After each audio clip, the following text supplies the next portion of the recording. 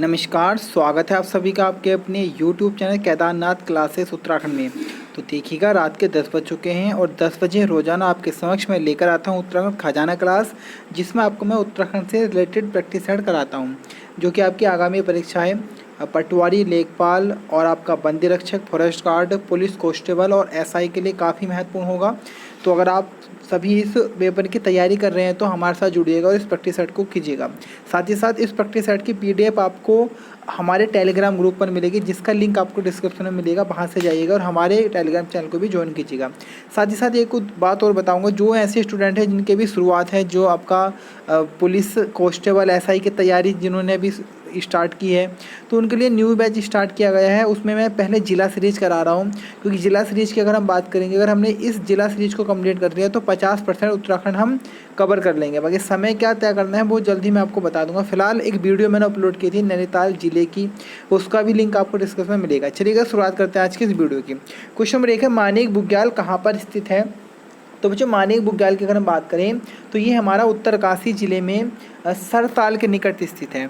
तो question number 1 का answer हमारा ए हो जाएगा। मानेक बुग्याल कहाँ पर है? तो बच्चों, उत्तरकाशी में हमारा है मानेक बुग्याल। इसके बाद हम बात करें क्वेश्चन नंबर इसी के बारे थोड़े में और क्वेश्चन बताऊंगा। देखिए, उत्तरकाशी में कुछ अन्य भी बुग्याल आपको देखने को मिलेंगे। जैसे अगर मैं बात करूं तो केदार कांठा बुग्याल आपको यहीं पे मिलेगा। हर की दून बुग्याल भी आपको उत्तरकाशी में मिलेगा। सोनगाड़, जिसे छायागाड़ के नाम से भी जानते हैं, ये भी यहीं मिलेगा। देवदामिनी बुग्याल उत्तरकाशी के यमुनोत्री में है। उसके साथ में बात करूँ तो पवाली कांठा बुग्याल आपको यहीं मिलेगा। तपोवन बुग्याल भी आपको यहीं पर मिलेगा। केदार खर्क बुग्याल जो कि गोमुख के निकट है, वो भी यहीं पर है। कुश कल्याण बुग्याल भी यहीं पर है। उसी के साथ साथ एक बुग्याल है दायरा बुग्याल। बड़ा प्रसिद्ध ये बुग्याल है, क्योंकि यहाँ पर एक मक्खन की होली खेली जाती है, तो इसलिए प्रसिद्ध है। और मक्खन की होली को एडहुड़ी उत्सव बोलते हैं। तो ये बहुत बार क्वेश्चन आता है, किस बुग्याल में मक्खन की होली खेली जाती है? तो दायरा बुग्याल, जो कि आपका उत्तरकाशी में स्थित है। उसके बाद ये अगर हम बात करें, देखिएगा, इस बुग्याल को पर्यटन मानचित्र पर लाए थे चंद्रब्रह्मा एतवाल जी। उसके साथ ही साथ यहाँ पर स्कीइंग प्रशिक्षण केंद्र भी है, जो शीतकाल के समय पर वहाँ पर प्रशिक्षण दिया जाता है। तो इतने फैक्ट हैं, आपको याद करके चलने हैं उत्तरकाशी के जो बुग्याल थे। क्वेश्चन नंबर 2 है, उत्तराखंड का सबसे छोटा वन्यजीव विहार क्षेत्रफल की दृष्टि से कौन सा है? तो बच्चों, अगर हम बात करें तो सबसे छोटा जो वन्यजीव विहार है, यहाँ वन्यजीव विहार की बात चले, राष्ट्रीय उद्यान की बात नहीं चली। तो बच्चों, हमारा मसूरी वन्यजीव विहार सबसे छोटा वन्यजीव विहार है, जिसका कुल क्षेत्रफल है 11 वर्ग किलोमीटर। उसी के साथ साथ मसूरी वन्यजीव विहार की स्थापना 1993 में हुई थी, ये आपको याद करना है। साथ ही साथ एक बहुत इंपॉर्टेंट क्वेश्चन है, माउंटेन क्वेल या पहाड़ी बटेर, जो कि अंतिम बार देखी गई थी वो इसी वन्यजीव विहार में देखी गई थी और वर्तमान में विलुप्त प्रजाति घोषित हो चुकी है। उसके साथ साथ मैं नंदौर की बात करूं तो देखिएगा, सबसे नवीन वन्यजीव विहार उत्तराखंड का नंदौर वन्यजीव विहार। नंदौर वन्यजीव विहार की स्थापना 2012 में हुई थी। उसके बाद में बात करूँ सोना नदी वन्यजीव विहार की हम बात करें, देखिए, मसूरी देहरादून में है। नंदौर आपका मिलेगा आपको नैनीताल वाले क्षेत्र में। सोना नदी वन्यजीव विहार की मैं बात करूँ तो बच्चों, सोना नदी वन्यजीव विहार जो है, तो ये आपका स्थित है पौड़ी गढ़वाल में। सोना नदी वन्यजीव विहार पौड़ी गढ़वाल में है। इसकी स्थापना 1987 में हुई थी।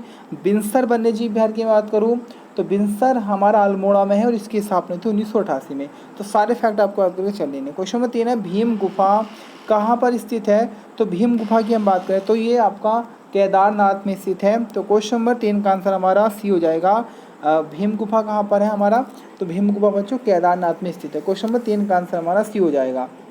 क्वेश्चन नंबर 4 है, गुरसो बुग्याल कहाँ पर स्थित है? गुरसो बुग्याल कहाँ पर स्थित है? तो बच्चों, गुरसो बुग्याल की अगर हम बात करें तो ये हमारा चमोली जिले में स्थित है।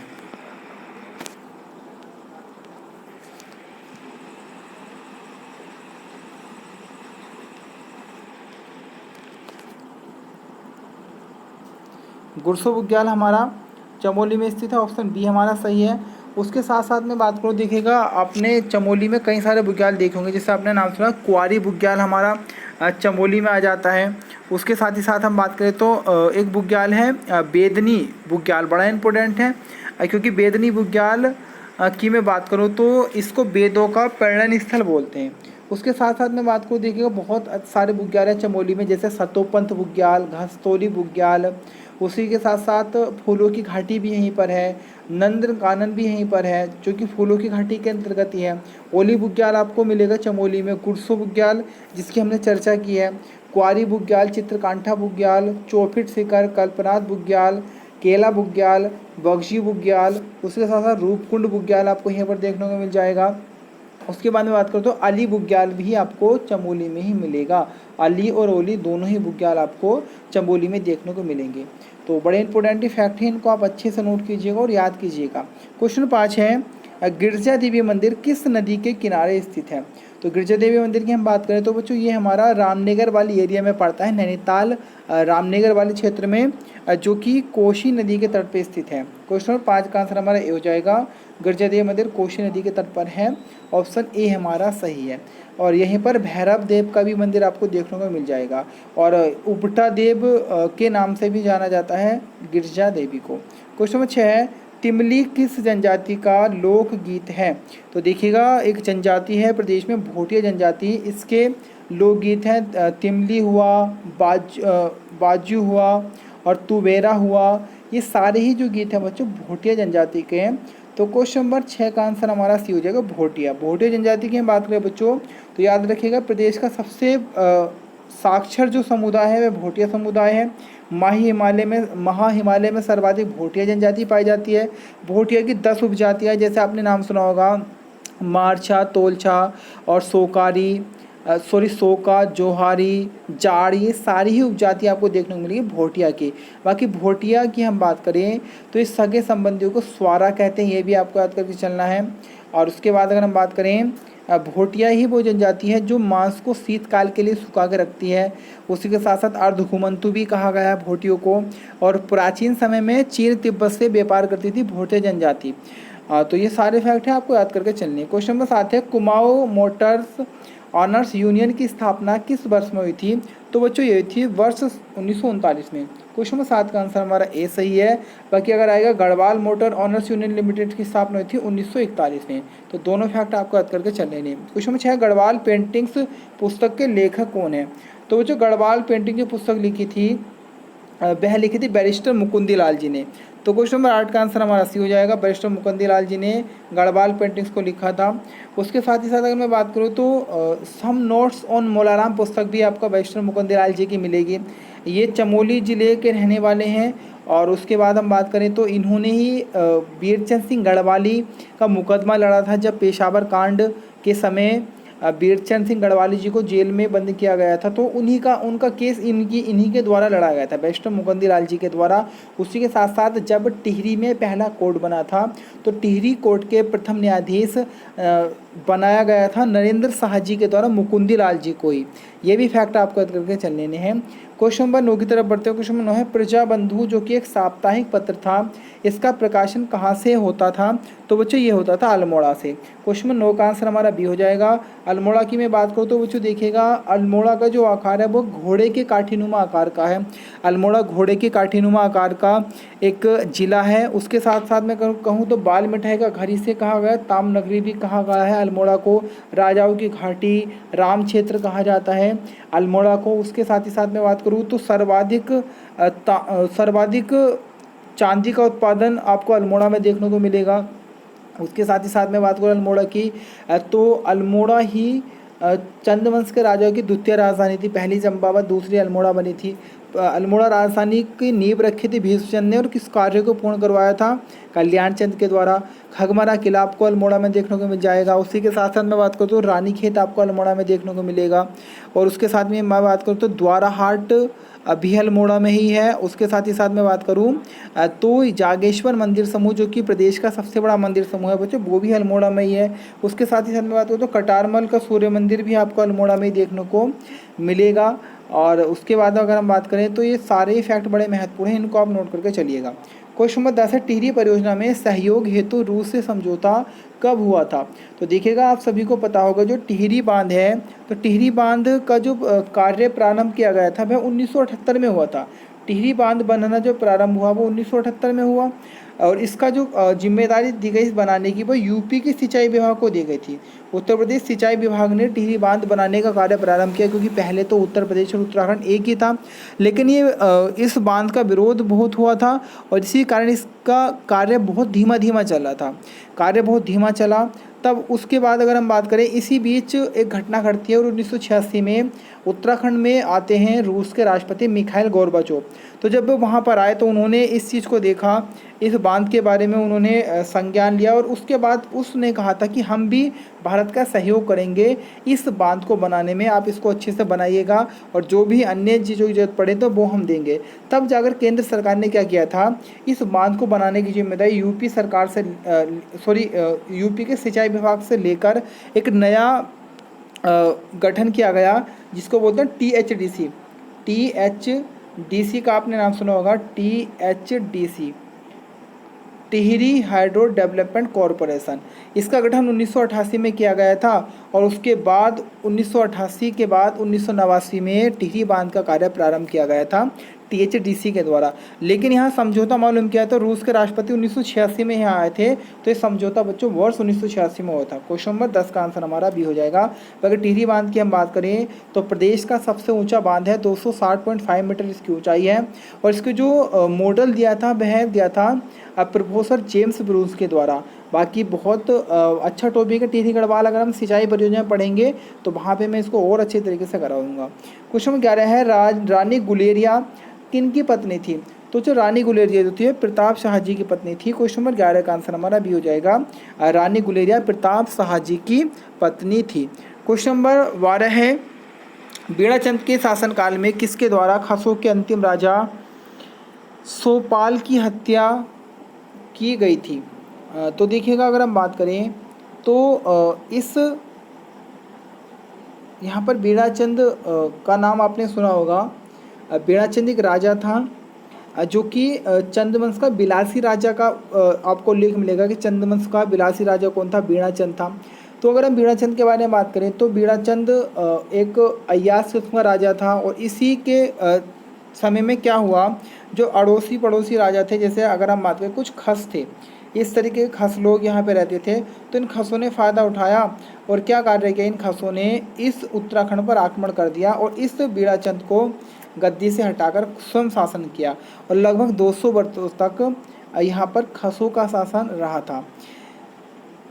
लेकिन यहाँ पे ना देखिएगा, ये बीड़ाचंद की जगह ना यहाँ बीरचंद होगा, बीड़ाचंद नहीं है, यहाँ पे बीरचंद होगा। इसको हम बीरचंद कर लेंगे क्योंकि जो खसों का अंतिम राजा थे ना, देखिएगा जब उत्तराखंड पर अधिकार कर लिया गोरखों ने, खसों ने 200 वर्षों तक यहाँ शासन रहा।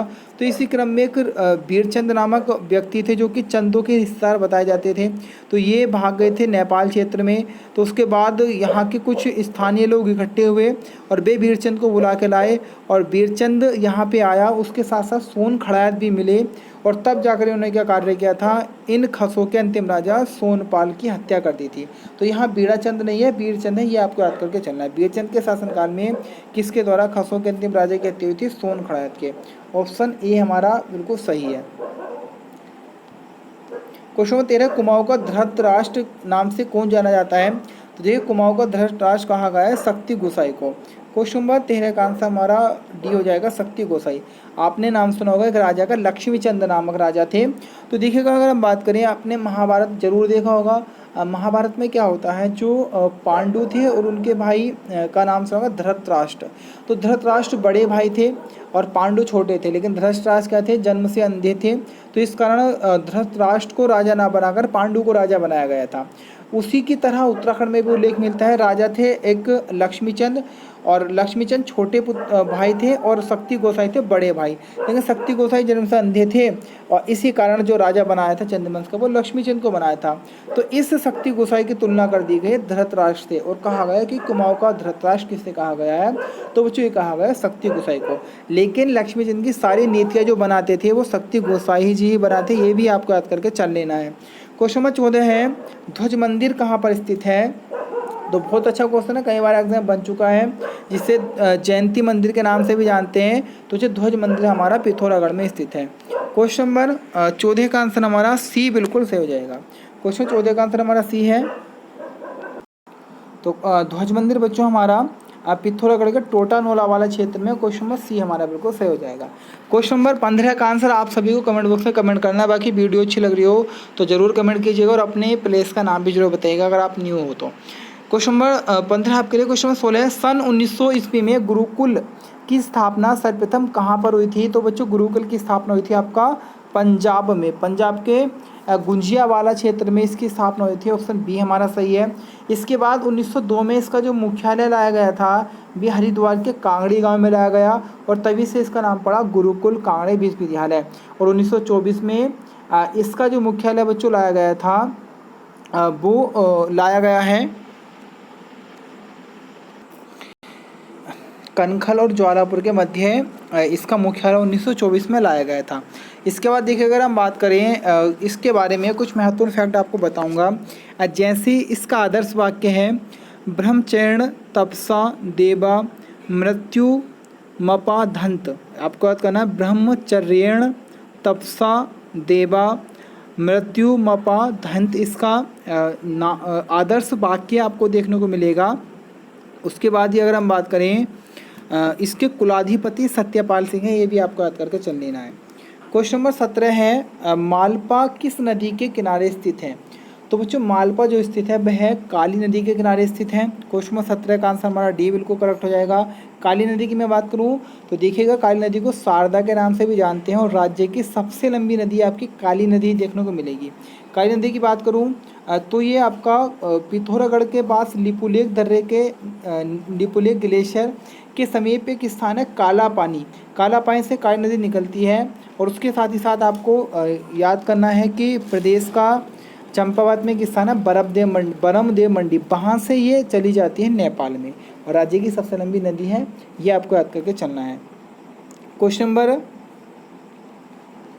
18 है, मोईगाड़ फॉल स्थित है, यानी कि मोईगाड़ जलप्रपात कहाँ पर स्थित है? तो बच्चों ये हमारा जिला देहरादून। और हाँ एक चीज़ आपको याद करनी, जो मालपा भूस्खलन का नाम आपने सुना होगा, तो मालपा भूस्खलन में 1998 में हुआ था और प्रतिमा बेदी नामक एक नर्तिका उसमें मृत्यु हो गई थी उनकी। मोईगाड़ फॉल आपका आता है बच्चों देहरादून में। क्वेश्चन नंबर 18 का आंसर हमारा डी बिल्कुल सही हो जाएगा, मोईगाड़ फॉल हमारा देहरादून में स्थित है।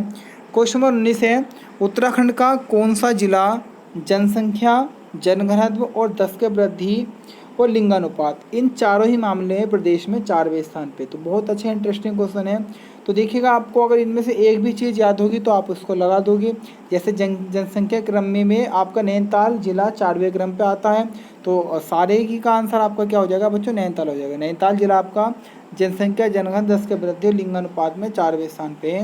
क्वेश्चन नंबर 19 का आंसर हमारा ए हो जाएगा। पहला वाईफाई जिला भी आपका नैनीताल ही है। उसके साथ ही साथ मैं बात करूँ तो नैनीताल जिले की खोज पी बैरन द्वारा, या नैनीताल क्षेत्र की खोज पी बैरन ने 1841 में की थी। नैना देवी झील आपको यहीं पर मिलेगा। प्रदेश का उच्च न्यायालय भी आपको यहाँ पर मिलेगा देखने को।